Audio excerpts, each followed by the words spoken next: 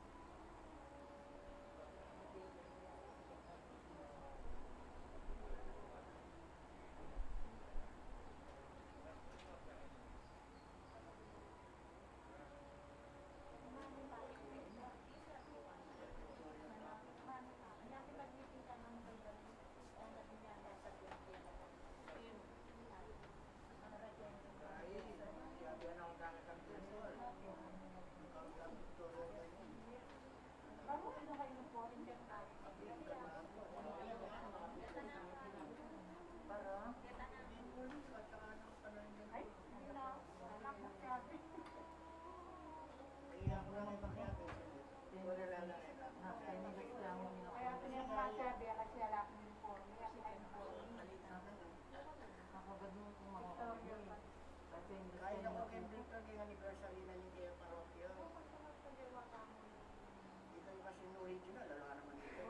After the mass, Sabi na ka, kaya makaya islihan, makaya. Bali na mga hindi.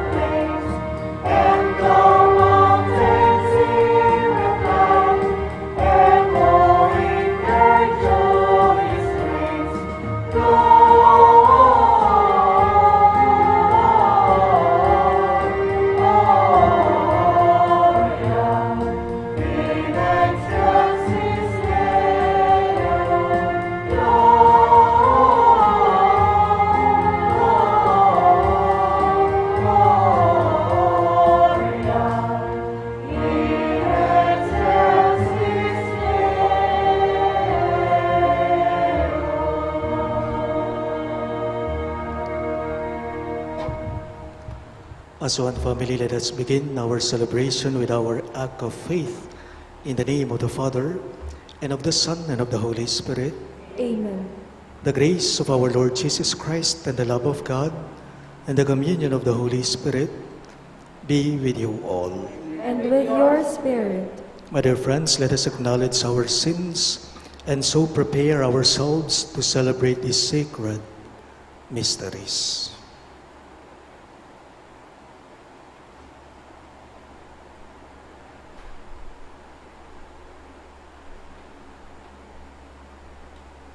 Together we say, I confess To Almighty God, and to you, my brothers and sisters, that I have greatly sinned in my thoughts and in my words, in what I have done and in what I have failed to do, through my fault, through my most grievous fault. Therefore I ask Blessed Mary, ever Virgin, all the angels and saints, and you, my brothers and sisters, to pray for me to the Lord our God. May Almighty God have mercy on us, forgive us our sins, and bring us to everlasting life. Amen.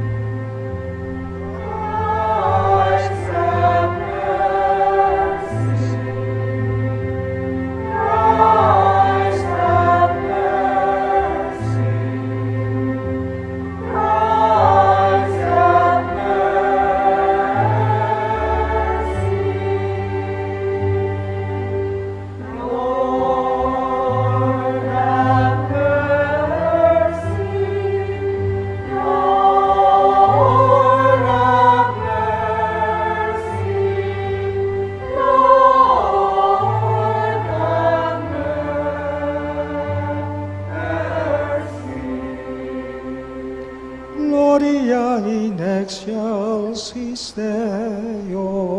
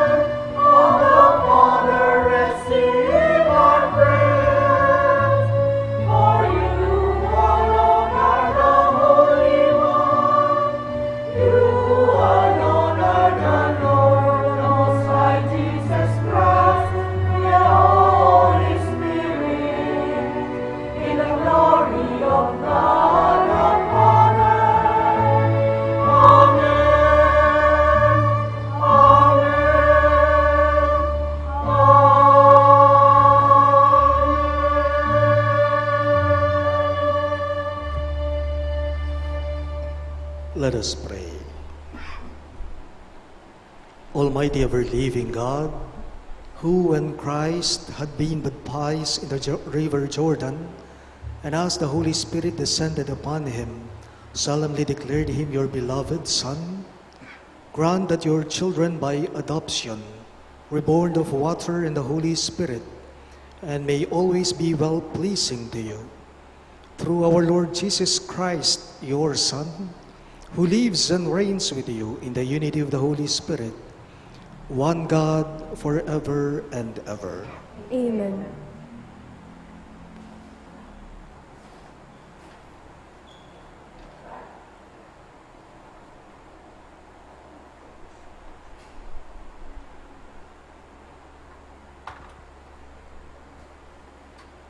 A reading from the book of the prophet Isaiah. Thus says the Lord, all you who are thirsty, come to the water. You who have no money, come, receive grain and eat. Come, without paying and without cost, drink wine and milk. Why spend your money for what is not bread, your wages for what fails to satisfy? Heed me, and you shall eat well. You shall delight in rich fare. Come to me heedfully. Listen, that you may have life. I will renew with you the everlasting covenant, the benefits assured to David. As I made him a witness to the peoples, a leader and commander of nations, so shall you summon a nation you knew not, and nations that knew you not shall run to you, because of the Lord your God, the Holy One of Israel, who has glorified you. Seek the Lord while he may be found. Call him while he is near. Let the scoundrel forsake his way, and the wicked man his thoughts. Let him turn to the Lord for mercy, to our God, who is generous and forgiving. For my thoughts are not your thoughts, nor are your ways my ways, says the Lord. As high as the heavens are above the earth, so high are my ways above your ways, and my thoughts above your thoughts. For just as from the heavens the rain and snow come down and do not return there till they have watered the earth, making it fertile and fruitful, giving seed to the one who sows and bread to the one who eats, so shall my word be that goes forth from my mouth. My word shall not return to me void, but shall do my will, achieving the end for which I sent it. The word of the Lord. Thanks be to God. Let us respond to the verses with a song. You will draw water joyfully from the springs of salvation. You will draw water joyfully from the springs of salvation. God indeed is my Savior. I am confident and unafraid. My strength and my courage is the Lord, and He has been my Savior. With joy, you will draw water at the fountain of salvation. You will draw water joyfully from the springs of salvation. Give thanks to the Lord, acclaim His name. Among the nations, make known His deeds. Proclaim how exalted is His name. You will draw water joyfully from the springs of salvation. Sing praise to the Lord for His glorious achievement. Let this be known throughout all the earth. Shout with exultation, O city of Zion, for great in your midst is the Holy One of Israel. You will draw water joyfully from the springs of salvation.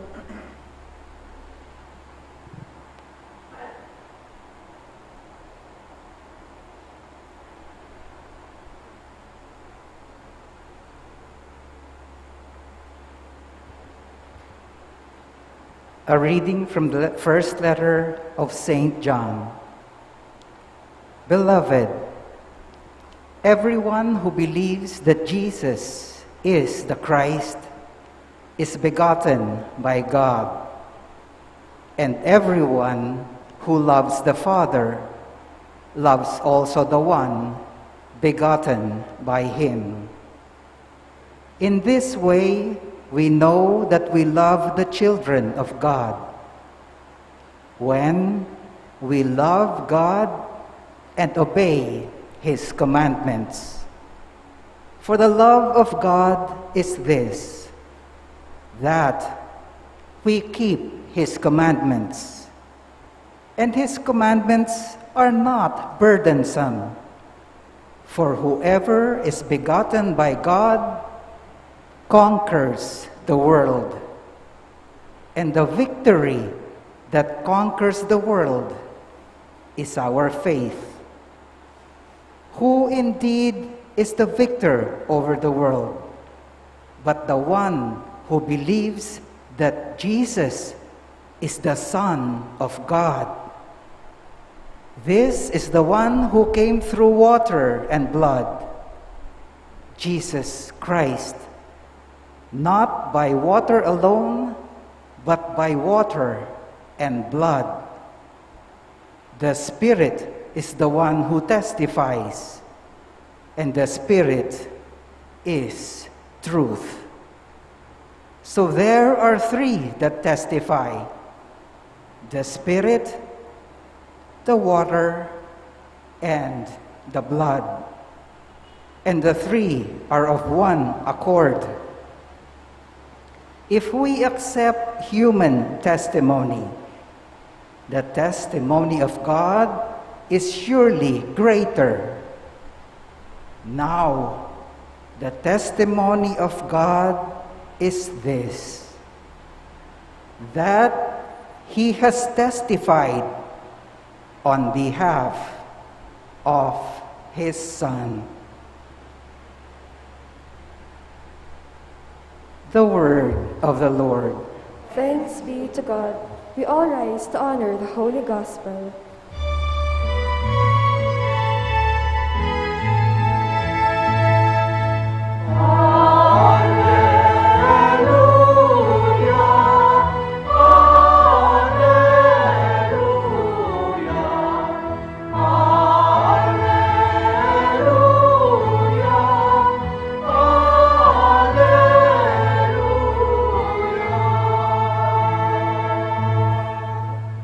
Altogether, John saw Jesus approaching him and said, "Behold the Lamb of God, who takes away the sin of the world."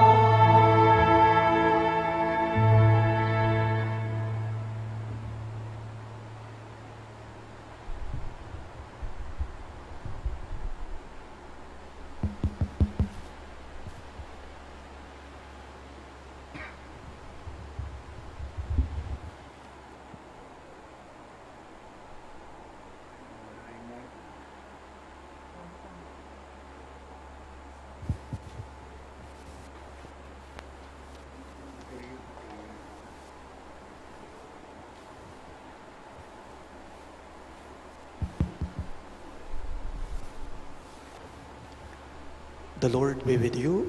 And with your spirit. A reading from the Holy Gospel according to Saint Mark. Glory to you, O Lord.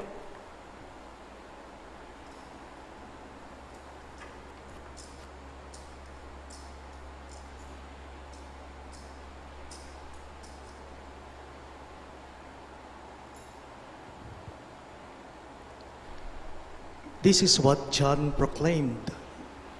One mightier than I is coming after me. I am not worthy to stoop and loosen the thongs of his sandals. I have baptized you with water. He will baptize you with the Holy Spirit. It happened in those days that Jesus came from Nazareth of Galilee and was baptized in the Jordan by John. On coming out of the water, he saw the heavens being torn open, and the Holy Spirit like a dove descending upon him. And a voice came from the heavens, "You are my beloved Son. With you I am well pleased." My dear friends, the good news of our salvation. Praise to you, Lord Jesus Christ.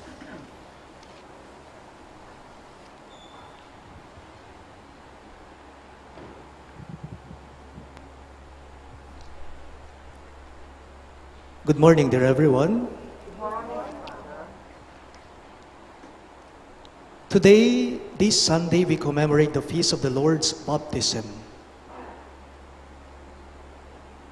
And we call this Sunday as the second Epiphany of the Lord. And also, today is the culmination of the Holy Christmas season. Isinasara na po natin ngayon, tinatapos na natin ngayong linggong ito, ang panahon ng Kapaskuhan.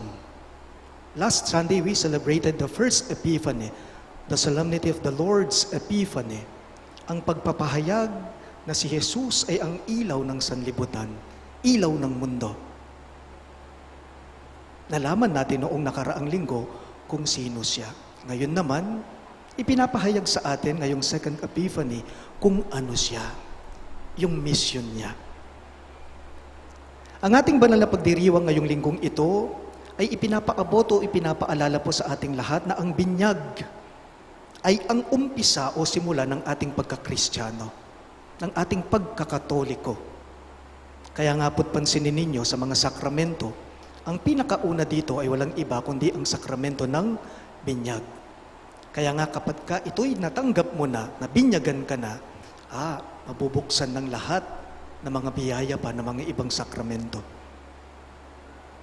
Pansinin po ninyo, halos nag-uumpisa pa lamang po tayo sa taong ito. Napakabata pa ng taong 2021, 10 days old pa lamang ito. At bagay na bagay po na ang tanda nito, ang tanda na dapat nito ay ang binyag. Binyag dapat ang tanda ng taong ito dahil nagsisimula pa lang tayo. Nag-uumpisa pa lamang po tayo. Paalala lang po, nagsimula na po ang pagkakristo ni Jesus nang siya ay binyagan ni Juan Bautista sa Ilog Jordan. Ngayong linggong ito. Nag-umpisa ng misyon niya nang siya'y binyagan ni Juan Bautista. By the way, hindi lamang po tubig ang sumisimbolo sa binyag. Ang binyag ay tanda rin po ng pagsisimula. Ang binyag ay tanda rin po ng pag-uumpisa, pagbubukas. Sa madaling salita, inuumpisahan po natin ang lahat, sinisimulan natin ang lahat sa anumang bagay na bago. Kaya nga't pagbago yan, bubuksan yan. Pagbago yan, sisimulan yan, ipapabless yan, ipabibinyag yan. Halimbawa po, biruan ng mga magbabarkada. Kapag kabago ang sapatos mo, at ito'y nakita at napansin ng mga kabarkada mo, anong sasabihin ng mga ito? Uy, bagong shoes mo, binyagan natin, pandamusakan dane. Yung sapatos mo, potang bayo lang, ring kakaluguran mo. Biruan ng mga magbabarkada. Binyagan na yan, kasi nga bago. O kaya naman po, bago ang bahay ninyo, bagong gawa, o renovate ang bahay ninyo, bagong lipat kayo ng tirahan ninyo, anong gagawin natin? Ipapabless yan, house blessing. Ipapabibinyag yan. Kahit pa man din po, pagsasakyan yan, pagbago. Ipapabinyag yan, ipapabless yan, i-stroll na yan, i-break in na natin yan. Si Jesus dumating po siya at lumapit po siya kay Juan Bautista upang magpabinyag siya. You know, the baptism of Jesus was not a ceremonial baptism. It was rather a baptism that signaled the beginning of His mission, the beginning of the mission of Jesus. As we can see it in our gospel, for this Sunday, for today, Jesus came from Nazareth of Galilee and was baptized in the Jordan River by John. Ang binyag nga naman ay tanda ng pagsisimula yan. Ang binyag nga naman ay tanda po yan, sumisimbolo sa pagbubukas yan. Pero lagi po sana nating tatandaan, hindi po madali ang mag-umpisa. E po sa guli, itang mag-umpisa, wari. Hindi madali ang mag-umpisa lalong-lalo na pagbaguhan ka. Magtatanong at magtatanong ka, mangangapa ka, mabagal ka, mag-a-adjust at mag-a-adjust ka. Pag nag-uumpisa, kailangan ng kasama. Pag nag-uumpisa, nagsisimula, kailangan may kaantabay ka. Pansinin po ninyo, bago po ang taong 2021. Bago ang taong 2021, how do you see it? Paano mo ba nakikita ang taong ito? Tagumpay ba o kabiguan pa rin ba? Pasakit ba? Bigat pa rin ba? Mahirap ba? Susulong ba ang buhay natin? O mahirap pa rin? Tulad pa rin ng dati. Hindi po madali ang pag nag-uumpisa. Pansinin ninyo, buhay may asawa. Hindi madali yan. Pag nag-i-start kayo ng asawa mo, bubuo kayo ng pamilya, hindi madali yan. Mahirap din yan. Kahit pa man din po pag nag-uumpisa ka sa negosyo, mag-uumpisa ka sa iyong trabaho. Kung minsan, nakakasira ng loob. Kung minsan, nakakawala ng gana. Kung minsan, alangan ka. Nandyan ang hirap. Nandyan ang hirap. Nandyan ang pasakit. Hindi mawawala yan. Pero ang tanong, may patutunguhan ba? Ita mo po, kaniting banwang 2021, atin tabang parasan? Atin tabang baing tungulan? Ang sagot, meron po, oo naman. Pero lagi nating tatandaan na may mga panganib pa rin dyan. Hindi naman maaalis yan. Ulit-ulit ko pong sinasabi sa inyo, ang hirap, ang bigat, ang sakit, hindi naman mawawala yan. Parte ng buhay yan. Wow, atintang paing tungulan, atintang parasan. Pero ing panganib, ing sakit, ing bayat, at yan. Last Sunday on the solemnity of the Lord's Epiphany, noong nakaraang linggo po, ibinahagi ko sa inyo, sa humilya ko, na kapag ka naghahanap ka, kapag ka may hinahanap ka, dapat matibay ang loob mo at may tiyaga ka. Ngayong linggong ito pa rin po, ang ipinapahayag o ipinapaabot sa atin ng ating ebanghelyo. Dapat matatag ang loob mo. Dapat may tapang ka. Dapat may tiyaga ka pag ikaw ay nagsisimula. Dapat matibay ka pag nag-uumpisa ka. Dapat matatag ka at may tiyaga ka pag nagsisimula ka. Kung ito'y wala sa'yo, sigurado ikaw ay susuko. Tandaan po, kailangan ingte tagan pilubluban, kailangan ing kapibabatan, kailangan ing tepangan, king pamagumpisa pinaman. At buhay ang mga ito kapag ka mahigpit ang kapit mo sa pinanggalingan mo kanino, sa Diyos mismo.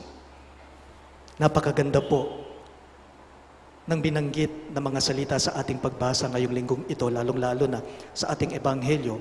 Noong bininyagan daw ni San Juan Bautista si Jesus sa Ilog Jordan, biglang nabuksan daw ang langit. Yun ay nakita ni Jesus at bumaba ang Espiritu ng Ama niya sa anyo ng isang kalapati at may narinig siyang tinig na boses na mula sa Ama niya na nagsasabing, "You are my beloved Son. With you I am well pleased." So, ibig sabihin sa madaling salita, ngayong mag-uumpisa ng misyon ni Jesus, alam niyang may kasama siya. Alam niyang may kaantabay siya. Sino? Ang Ama niya. Alam po ninyo, kahit paman din po tayo, noong tayo nabinyagan, nabuksan din po ang langit sa atin. Kaya nga po tayo natatakan bilang mga anak, bilang anak ng Diyos. Kaya nga po kapag pinapabinyagan natin ang bata, nung sinasabi ng pastol, ng pare, "I baptized you in the name of the Father, the Son, and the Holy Spirit." So at yun nga pong ginupalaki katamo, uling bininyagan tamong Katoliko. Inghaus na kay katamo, bininyagan. Ale? So may kasama tayo. May kaantabay tayo. At ito'y walang iba kundi si Jesucristo. Paalala lang po sa ating lahat, huwag matatakot kapag ka nag-uumpisa. Huwag matakot pag nagsisimula. Hindi ka nag-iisa dahil kasama mo siya. Iwan ko lang po itong mga salita sa inyo bilang pabaon sa humilya ko. Pag hindi mo inumpisahan, hindi mo maririnig ang tinig ng Diyos nga naman. Pag hindi mo inumpisahan yan, ang tinig ng Diyos hindi mo maririnig at mararamdaman. Pag hindi mo inumpisahan, ang Diyos kailanman hindi kanya matutulungan. Pag hindi mo sinimulan, ang boses ng Diyos, ang tinig ng Diyos, hindi mo maririnig at mararamdaman. Pag hindi mo inumpisahan, ang Diyos kailanman hindi kanya matutulungan. Please all rise. We now profess our faith. I believe in one God, the Father Almighty, maker of heaven and earth, of all things visible and invisible. I believe in one Lord Jesus Christ, the only begotten Son of God, born of the Father before all ages, God from God, light from light, true God from true God, begotten, not made, consubstantial with the Father. Through him all things were made. For us men and for our salvation, he came down from heaven, and by the Holy Spirit was incarnate of the Virgin Mary and became man. For our sake he was crucified under Pontius Pilate. He suffered death and was buried, and rose again on the third day in accordance with the Scriptures. He ascended into heaven, and is seated at the right hand of the Father. He will come again in glory to judge the living and the dead, and his kingdom will have no end. I believe in the Holy Spirit, the Lord, the giver of life, who proceeds from the Father and the Son, who with the Father and the Son is adored and glorified, who has spoken through the prophets. I believe in one holy, Catholic, and Apostolic Church. I confess one baptism for the forgiveness of sins, and I look forward to the resurrection of the dead and the life of the world to come. Amen. My dear friends, Jesus came to be baptized in the Jordan River so that through the cleansing waters of baptism, he might heal our sinful nature. Let us now pray to the Father that we may live up to our dignity as children of God. In every petition you shall respond, Lord, hear our prayer. All of us, please. Lord, hear our prayer. May the people of God have a renewed appreciation of the sacrament of baptism, which constitutes the foundation of communion and mission among all Christians. We pray, Lord, hear our prayer.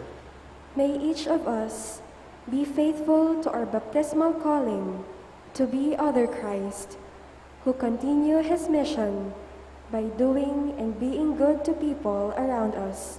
We pray, Lord, hear our prayer.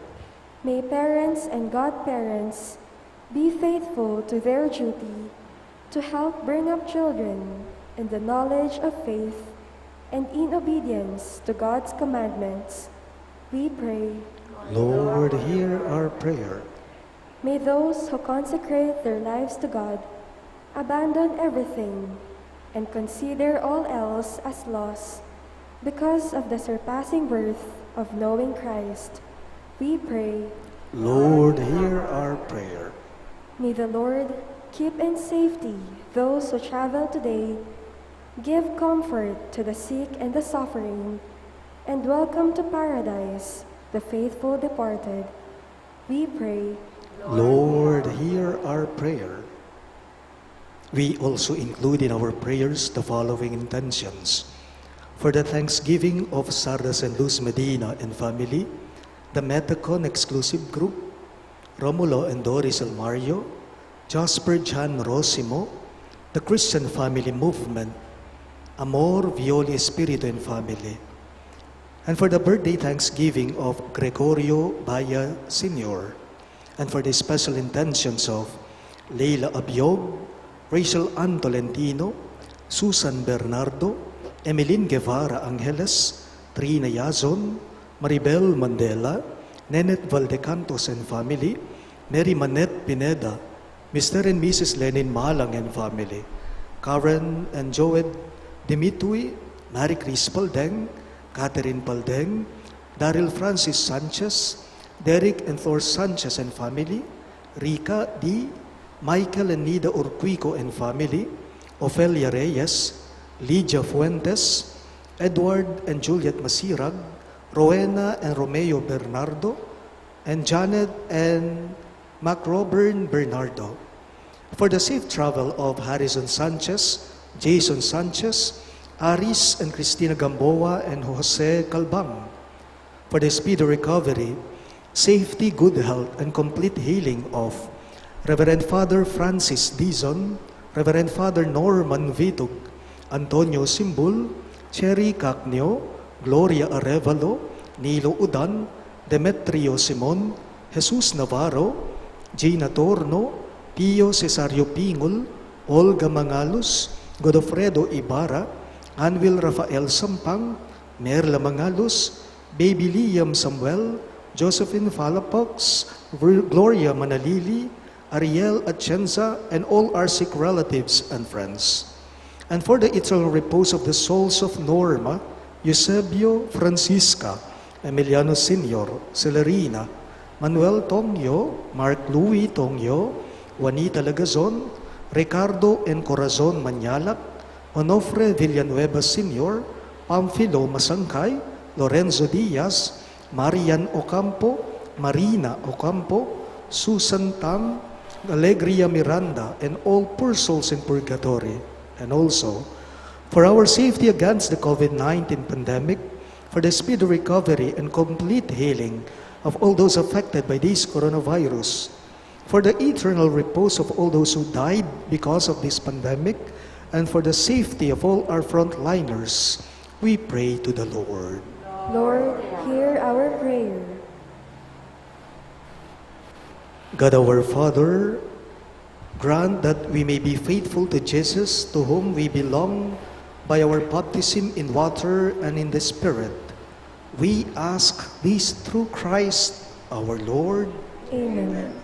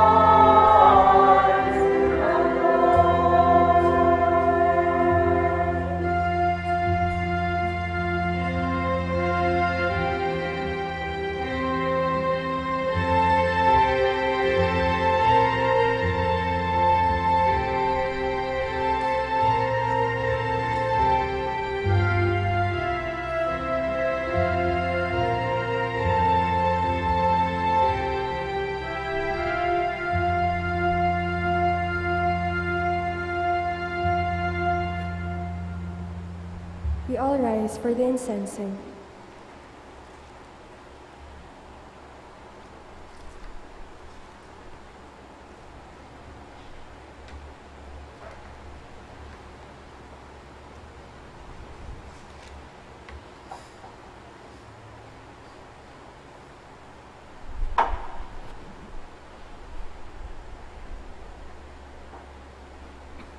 Pray, my dear friends, that my and your sacrifice may be acceptable to God, the Almighty Father. May the Lord accept the sacrifice at your hands for the praise and glory of his name, for our good and the good of all his holy church. Accept, O Lord, the offerings we have brought to honor the revealing of your beloved Son, so that the oblation of your faithful may be transformed into the sacrifice of him who willed in his compassion to wash away the sins of the world, who lives and reigns forever and ever. Amen. The Lord be with you. And with your spirit, Lift up your hearts. to lift them up to the Lord. Let us give thanks to the Lord our God. It is right and just. It is truly right and just, our duty and our salvation, always and everywhere to give you thanks, Lord, Holy Father, Almighty and Eternal God. For in the waters of the Jordan, you revealed with signs and wonders a new baptism, so that through the voice that came down from heaven, we might come to believe in your world dwelling among us, and by the Spirit's descending in the likeness of a dove, we might know that Christ your servant has been anointed with the oil of gladness and sent to bring the good news to the poor. And so, with the powers of heaven, we worship you constantly on earth, and before your majesty, without end, we all acclaim.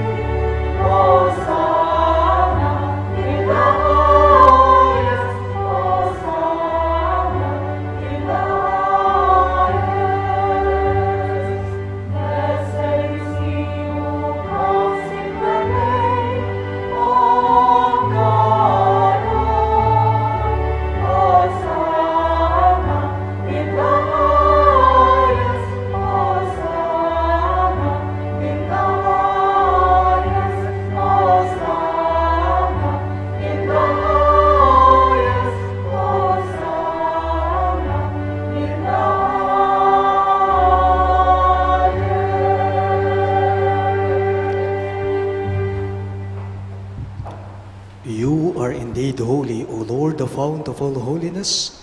Make holy, therefore, these gifts, we pray, by sending down your Spirit upon them like the dewfall, so that they may become for us the body and blood of our Lord Jesus Christ. At the time he was betrayed and entered willingly into his passion, he took bread, and giving thanks, broke it, and gave it to his disciples, saying, "Take this, all of you, and eat of it. For this is my body, which will be given up for you."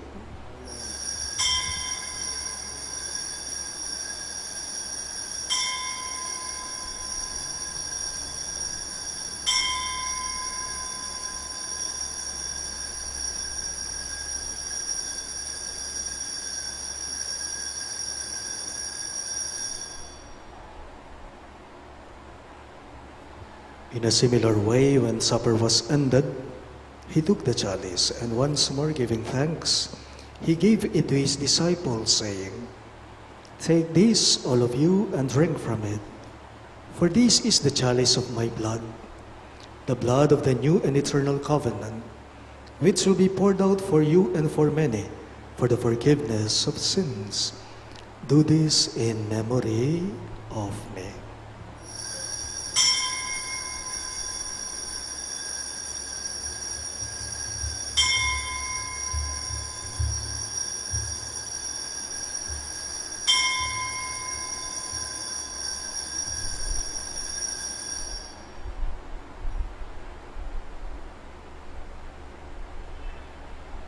The mystery of faith.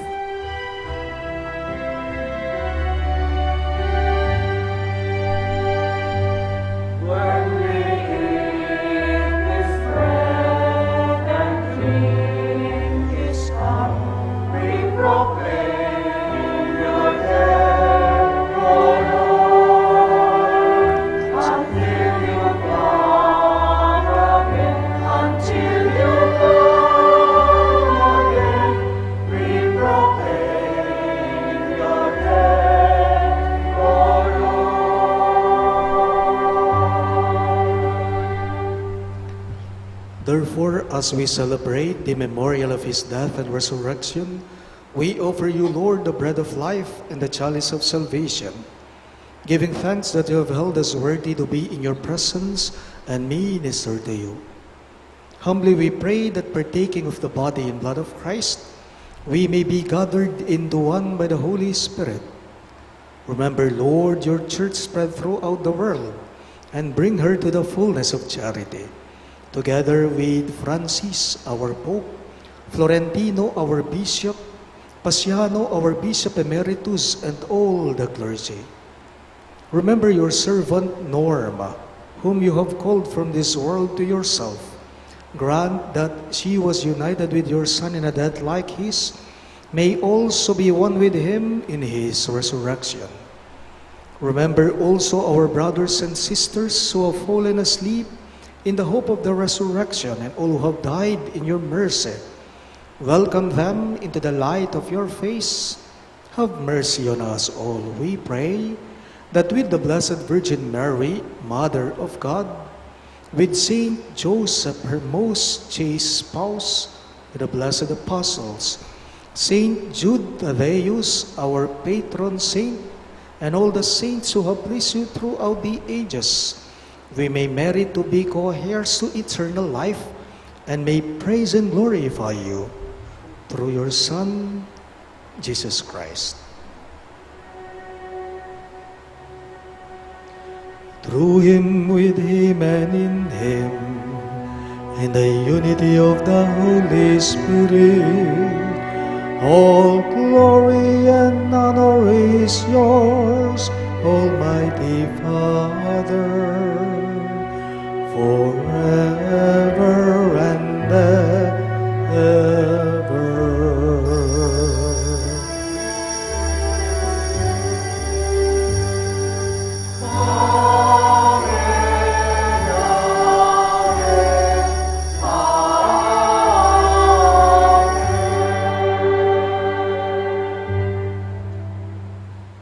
Let us now pray for the coming of the kingdom in the very words the Lord himself taught us.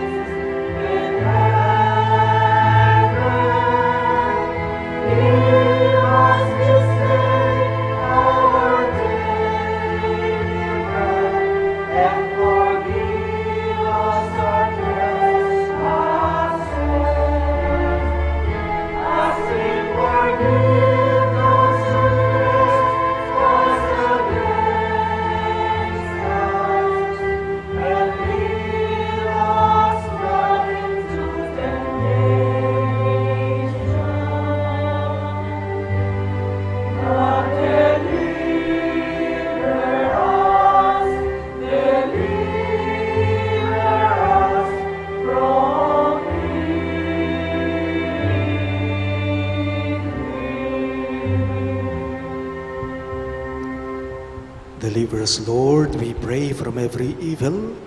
Graciously grant peace in our days, that by the hope of your mercy, we may be always free from sin and safe from all distress, as we await the blessed hope and the coming of our Savior, Jesus Christ. Lord, For the kingdom, the power, and the glory are yours, now and forever.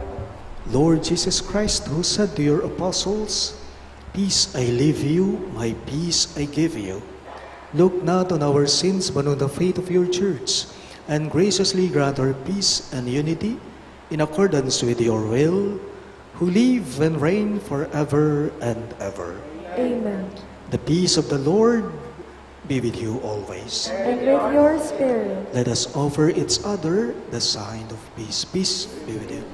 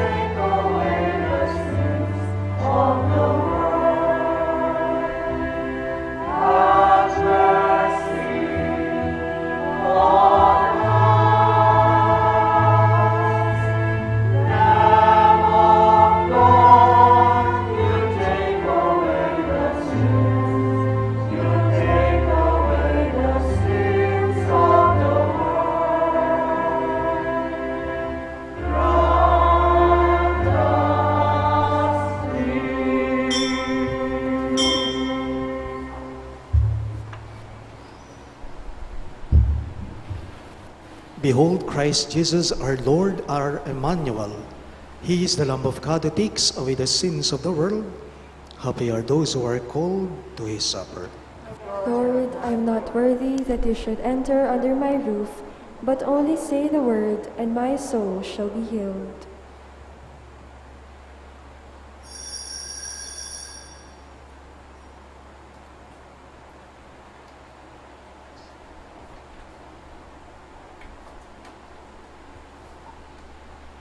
The body of Christ. Amen.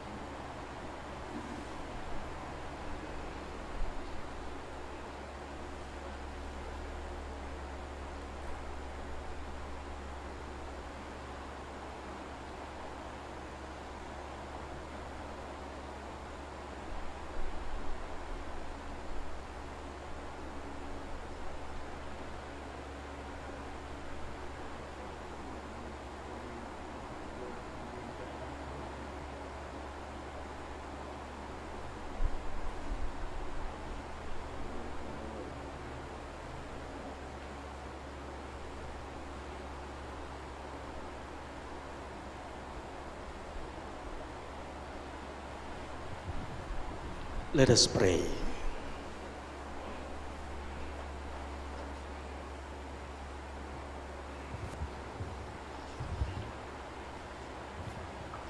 Nourished with these sacred gifts, we humbly entreat your mercy, O Lord, that faithfully listening to your only begotten Son, we may be your children in name and in truth. We ask this through Christ our Lord. Amen. Please be seated for some announcements. The Feast of the Santo Niño, a nationwide celebration very unique to the Philippines, is commemorated this year on Sunday, January 17. As a traditional religious practice, our parish joins the rest of the nation in commemorating this feast of the Santo Niño with a Triduum on January 13, 14, and 15, Wednesday, Thursday, and Friday, before the 6:30 evening masses. Our schedule is as follows: 5:30 p.m. Holy Rosary, 5:45 p.m. Novena for the day, 6:15 p.m. Triduum in honor of Santo Niño, and 6:30 p.m. Holy Mass. Starting with the anticipated Mass on Saturday, January 16, and in all Sunday Masses on the Feast of Santo Niño on January 17, children will be blessed, actual and online. Those present in the church will be gifted with sweets and candies toward the end of each Mass. Along this line, we most welcome donations of candies and sweets from our parish community. Please forward this to our parish office on or before Friday, January 15, so these can be packed, ready for distribution to our children. Thank you. We now all kneel for the Oratio Imperata.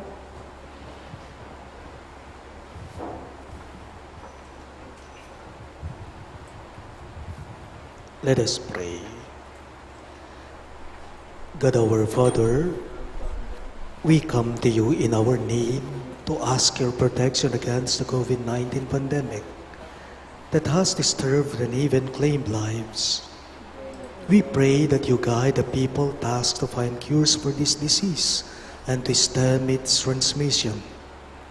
Protect the medical experts that they may minister to the sick with competence and compassion. We pray for those afflicted. May they be restored to health soon. Protect those who care for them. Grant eternal rest to those who have died. Give us the grace in this trying time to work for the good of all and to help those in need. We implore you to please stop the spread of this virus and to save us from our fears. Grant all this through our Lord Jesus Christ, your Son, who lives and reigns with you in the unity of the Holy Spirit, one God, forever and ever. Amen. We fly to your protection, Holy Mother of God. Do not despise our petition in our necessities, but deliver us always from all dangers, O glorious and blessed Virgin. Amen. Virgen de los Remedios, health of the sick, Pray for us. Saint Raphael the Archangel, Pray for us. Saint Joseph, Pray for us. Saint Jude Thaddeus, Pray for us. Saint Roque, Pray for us. Saint Lorenzo Ruiz, Pray for us. Saint Pedro Calungsod, Pray for us. Santo Cristo del Perdón. Have mercy on us.